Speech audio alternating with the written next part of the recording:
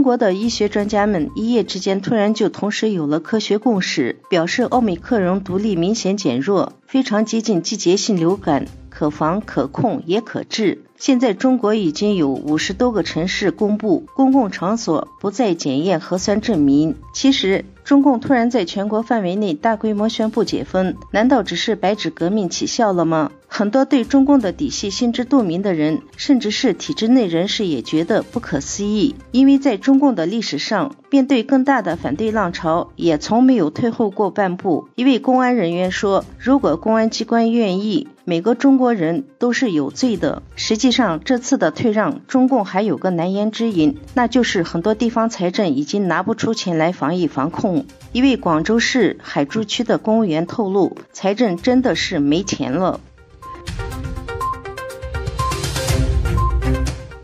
针对由乌鲁木齐火灾引发的中国民众抗议活动，49个人权团体12月7日发布了联合声明，要求中国政府恪守其宪法以及签署的联合国相关人权公约，停止以暴力或法外手段滥用刑典对待行使其基本人权和自由的民众。声明说，由悼念乌鲁木齐火灾引发的街头集会和抗议活动连日在中国多个城市蔓延，群众表达对清零政策带来的严厉风控措施以及对当权者的不满。部分人士手持白纸，并诉求公民的人权和基本自由。声明还要求中国政府尊重宪法赋予的隐私权、和平集会和表达的权利和自由，确保警察的所有行动都符合国际准则，包括联合国执法人员使用武力与火器的基本原则的规范，停止追捕因参与和平抗议的所有人士，确保所有遭受暴力对待的人员得到有效的救济，停止监控、骚扰、虐待、搜查和任意拘捕独立报道抗议事件的记者和新闻自由捍卫者，公布近日和平抗议而被扣押的人数和被指控的罪名等。参与联署的包括国际特赦组织、自由之家、前线卫士、西藏台湾人权连线、人权观察、无国际记者组织、保护卫士、世界维吾尔代表大会等49个团体。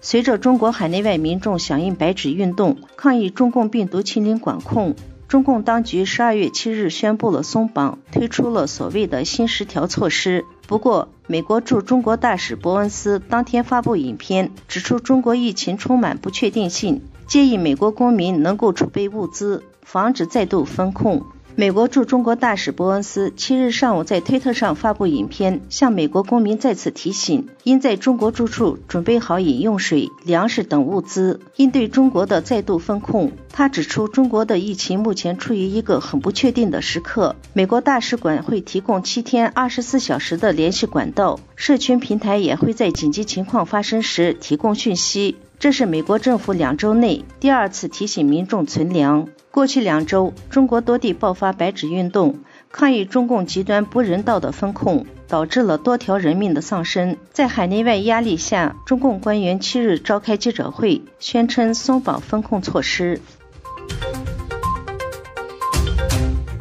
中央社报道，土耳其12月7日证实，在西方强国为惩罚俄罗斯对乌克兰开战而对俄罗斯原油施加价格上限后，安卡拉已开始要求载运俄罗斯原油邮轮出示保险证明，但官员否认造成邮轮通行减速缓慢。欧洲联盟与7国集团上周同意，对于售价超过每桶60美元的俄罗斯原油，禁止西方保险公司承保载运的邮轮。这项制裁是为了剥夺俄罗斯主要收入来源之一，欧洲也加入了行动。